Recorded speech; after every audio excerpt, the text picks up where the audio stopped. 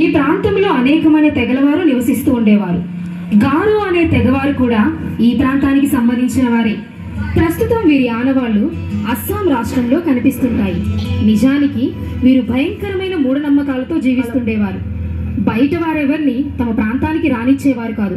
పొరపాటున ఎవరన్నా వచ్చినా బ్రతుకునిచ్చేవారు కాదు. వీరు నరమాంస భక్షకులు. కానీ ఎంతటి కఠినాత్ములైనా క్రీస్తు ప్రేమకు దాసోహులు అవ్వాల్సిందే కదా. మరి వీరికి క్రీస్తు ప్రేమ ఎలా తెలిసింది? ఎవరు వీరికి క్రీస్తును పరిచయం చేశారు అని ఆలోచిస్తున్నారా? ఆ విషయమే తెలుసుకుందాం పదండి.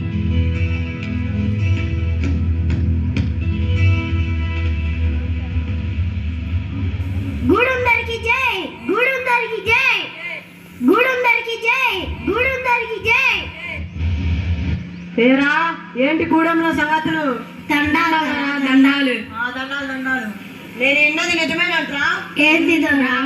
చాలా మంది తెల్ల మిషనరీలు వచ్చి ప్రతి గూడెం తిరిగి ఎవరో కొత్త దేవుడి గురించి చెప్తున్నారంట. నిజమేనా? అవును దొరా. మొన్న నేను అడవిలో ఉన్నాం వెళ్తుంటే ఎవరో తెల్లని కనిపించి దీన్ని ఇచ్చారు, దీన్ని బైబిల్ అంటారంట. ఏంటి బైబిలా? ఎంత ధైర్యం రా నీకు? దాన్ని నా చేతిలో ఎత్తి అటు పడే. క్షమించండి దొరా, క్షమించండి. అరే అందరి గూడెం ధరల గురించి నాకు తెలియదు, కానీ నా గూడెంలోకి ఆ తెల్లవాళ్ళని అస్సలు రానివ్వడు. ఎవరైనా నా మాట కాదని వాళ్ళని రానిచ్చినా, ఆ దేవుడి మాటలు నమ్మినా వాళ్ళని చంపేస్తా. అర్థమైందా? చంపేస్తా. సరే దొరా, సరే. నీ మాట వేదం. ఈ విషయాన్ని తెగ నాయకుడు గూడెంలో దండోరా వేయిస్తాడు.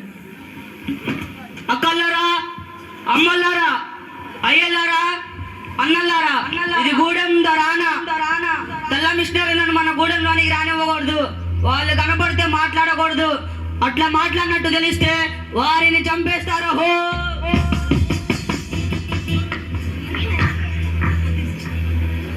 ఈ తెగలోనే నోక్ సింగ్ అనే వ్యక్తి తన భార్య పిల్లలతో నివసిస్తూ ఉండేవాడు. వారి ఇంటిలోని సంఘటన. అయ్యో అయ్యా, వస్తున్నాను. ఆ దండోరా విన్నావా? విన్నాను. తెల్ల మిషనరీలను మన గూడెంలోనికి రానియకూడదనే కదా. అవునయ్యా, రాణిస్తే చంపేస్తారంట. దేవుని గురించే కదా చెప్తుంది. విని నమ్మాలనిపిస్తే నమ్ముతాం, లేదంటే వాళ్ళు వెళ్ళిపోమని సరిపోతుంది కదా. ఎందుకు మన తెగనాయకుడు ఇంత కఠినంగా ఉన్నాడు? ఏమోదయ్యా, నువ్వు వెళ్ళి చేయాల కొంచెం పని ఉంది కదా, వెళ్ళి చేసిరా. నేను అంతలో ఇంట్లో పని చేస్తాను. సరే, వెళ్తాను. ప్రస్తుతం ఉన్న తెగనాయకుడి పరిపాలనా కాలం అయ్యాక తరువాత ఆ గూడెంకి దొరగా ఉండవలసింది నోక్ సింగే. నోక్ సింగ్ చాలా మంచి మనసు కలిగిన వాడని ఆ గూడెంలో అందరూ అతనిని గౌరవించేవారు. తన పొలంలో పని చేసుకున్న నోక్ సింగ్ దగ్గరికి వేల్స్ దేశం నుండి ఒక మిషనరీ వస్తుంది. ఆ కాలంలో మిషనరీలు వారు వెళ్ళాలి అనుకుంటున్న ప్రాంతానికి సంబంధించిన భాష, కట్టుబాట్లు అన్నీ ముందే తెలుసుకొని వెళ్ళేవారు. అయ్యా, మీకు నా వందనాలు. మీరు మిషనరీనా? అవును, నేను వేల్స్ దేశం నుండి వచ్చాను. మీరు తొందరగా ఇక్కడ నుంచి వెళ్ళిపోండి. మిమ్మల్ని మా గూడెం వాళ్ళని చూస్తే చంపేస్తారు. వెళ్ళండి. చూడు, నాకు చావు అంటే భయం లేదు. నేను ఇప్పుడు చనిపోయిన మరుక్షణం నా దేవుని వద్ద కళ్ళు తెరుస్తాను. కానీ ఒక్క క్షణం ఈ భూమి మీద బ్రతికే అవకాశం ఉన్నా ఆ దేవుడి గురించి, ఆ సత్య దేవుడి గురించి, మనల్ని నరకం నుండి తప్పించిన ఆ దేవుడి గురించి మీకు చెప్పకుండా ఉండలేను. చావంటే భయం లేదా? దేవుని దగ్గర మళ్ళీ బ్రతుకుతారా? ఏంటి మీరు చెప్తుంది? అసలు నరకం అంటే ఏంటి? మీ పేరు? నా పేరు నోక్ సింగ్. నోక్ సింగ్, నీవు నాకు కొంత సమయం ఇస్తే నీ ప్రశ్నలన్నిటికీ నేను సమాధానం చెప్తాను. సరే, అయితే ఇక్కడ వద్దు. ఎవరైనా చూస్తే మళ్ళీ ప్రమాదం. ప్రక్కన మా ఇల్లు, రండి వెళ్దాం. ఇదిగో పిల్లలు, అమ్మని తీసుకొని లోనికి రండి. అక్క, అమ్మనంట పిలు. అమ్మ, నాన్న పిలుస్తుంది. పద వెళ్దాం.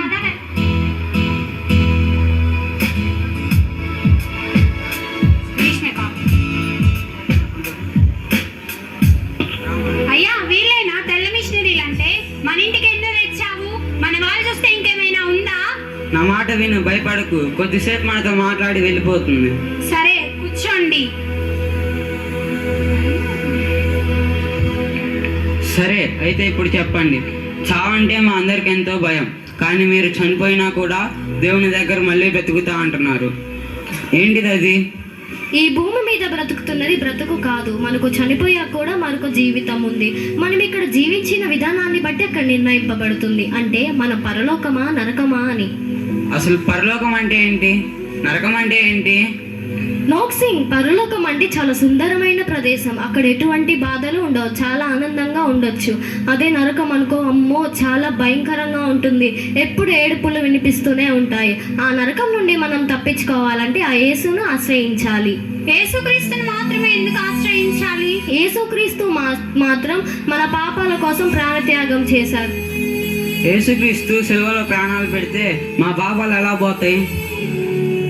కానీ ఒకటి మాత్రం నిజమమ్మా, మేము చాలా చెడ్డవారము, మేము పాపం చేసిన వారమే.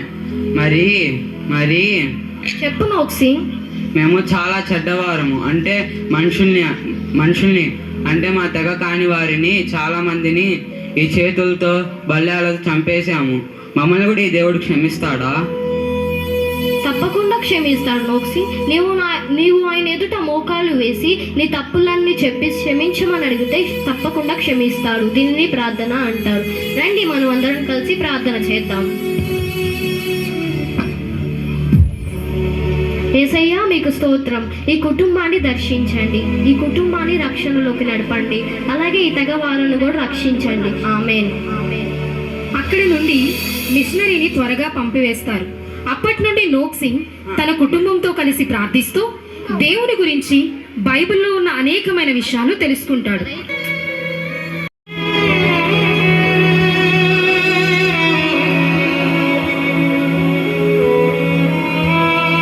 పిల్లలు ఈరోజు కథ వినడానికి రెడీగా ఉన్నారు కదా?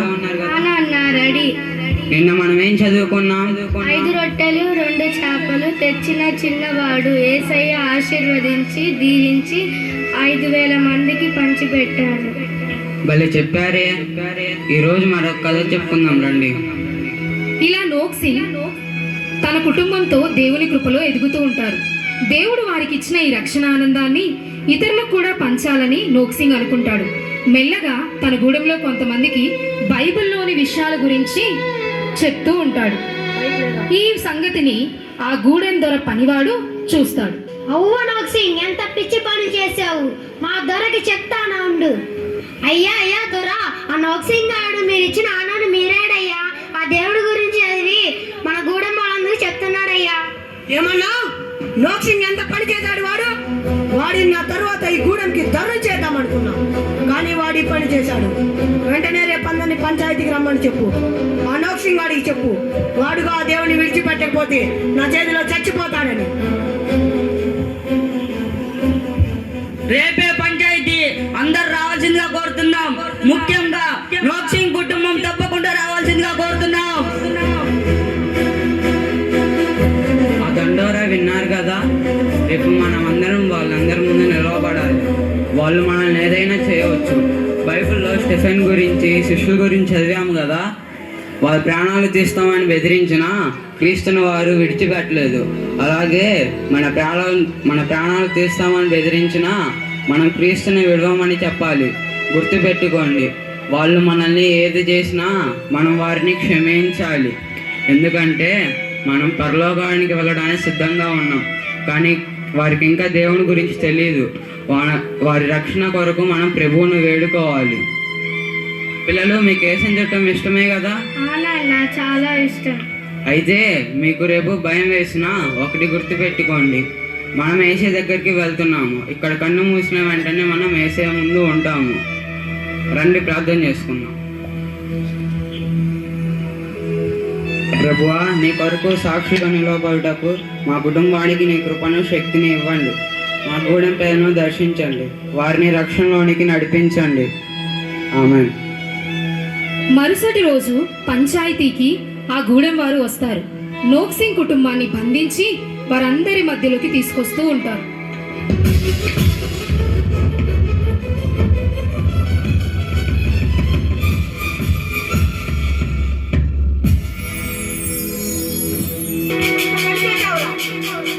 నిన్ను నమ్మి మన గూడెంకి దొరలు చేద్దాం అనుకుంటే మన జాతికి ద్రోహం చేశావు నువ్వు.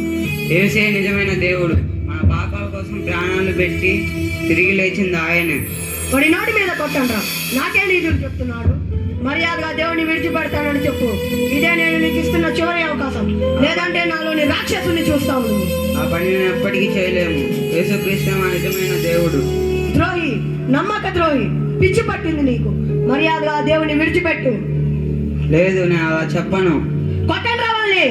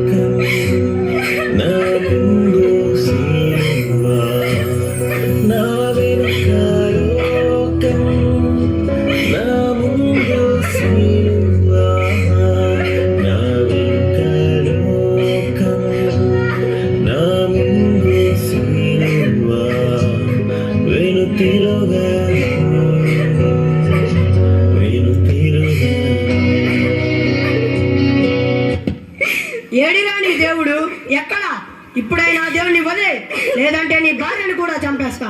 లేదు, నేను అలా ఎప్పటికీ చెప్పను. చంపేంద్రా వాడి భార్యను కూడా. ఎవరు రాకున్నా నే వెంబడించేదా,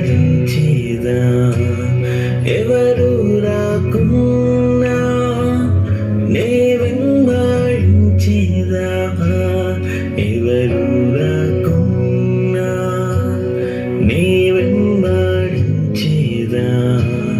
వెనుతిరుగాను వెనుతిరుగాను. ప్రభువా, వీరిని క్షమించండి, వీరిని కూడా రక్షణలోనికి నడిపించండి. క్షమాపణ? అది నాకా? రే నోక్సే, నేను ఈ గూడెం ధరని అందరికి క్షమాభిక్ష పెడతాను. అలాంటిది నన్ను క్షమించమని నీ దేవుడిని అడుగుతున్నావా? నా చేతిలో నుండి నీ ప్రాణాన్ని కాపాడమని అడుగురా. ఏముందిరా దేవుడిలో? నీ భార్య పిల్లల ప్రాణాలు తీసిన నీ పిచ్చి విశ్వాసాన్ని వదలవా? దేవుడు మిమ్మల్ని కూడా క్షమిస్తాడు. యేసుక్రీస్తును మీ దేవునిగా స్వీకరించండి. అపాయకరమైన అగ్నిగుండం నుండి తప్పించుకోండి. నేను నా విశ్వాసాన్ని, యేసుక్రీస్తుపై నమ్మకాన్ని ఎప్పటికీ విడిచిపెట్టను. క్షమిస్తాడా? అగ్నిగుండమా? ఏంట్రా నువ్వు అంటుంది? ఏంది దొరా వీరితో మాటలు? కొట్టండ్రా. యేసు నీ వెంట నాతో వస్తావా, యేసు నీ వెంట నాతో వస్తావా, వెనుతిరుగాను వెనుతిరుగాను. ఏంది దొరా వీరితో మాటలు? చంపేండ్రా. అరే ఆగండ్రా, ఎంత పని చేశారా? గూడెందరికి జై, గూడెందరికి జై. ఆ నోక్సింగ్ కుటుంబాన్ని మీరు నాశనం చేశారు దొరా. గూడెందరికి జై, గూడెందరికి జై, జై. లేదురా, ప్రాణాలు పోతున్నా ఎందుకురా? వాళ్ళు ఆ దేవుడిని విడిచిపెట్టలేదు. ఏదో ఉందిరా ఆ దేవుడిలో. మనం వాళ్ళని చంపగలిగాం, కానీ వాళ్ళలోని విశ్వాసాన్ని చంపలేకపోయాం. ఏదో ఉందిరా ఆ దేవుడిలో. ఆ బైబిల్ ఇలా ఇవ్వు. గోధుమ గింజ భూమిలో పడి చావకుండిన ఎడల అది ఒంటిగానే ఉండును, అది చచ్చిన ఎడల విస్తారముగా ఫలించును. ఈ వాక్యం నెరవేర్పును మనం వీరి నలుగురి మరణం ద్వారా చూడగలిగాము. వారు చనిపోయిన తరువాత వారి విశ్వాసాన్ని చూసిన తెగ నాయకుడు మారి యేసు ప్రభువును సొంత రక్షకునిగా అంగీకరిస్తాడు. వారి తెగ అంతా కూడా రక్షణలోకి నడిపింపబడతారు. ప్రస్తుతం మీరు గారో తెగ వారి గురించి గూగుల్లో చూసినా గానీ వారి ఆరాధ్య దైవం యేసుక్రీస్తు అని వస్తుంది. అప్పటి నుండి వారి తరతరాలు యేసుక్రీస్తుని వెంబడిస్తూనే ఉన్నాయి. దేవునికే మహిమ కలుగును గాక.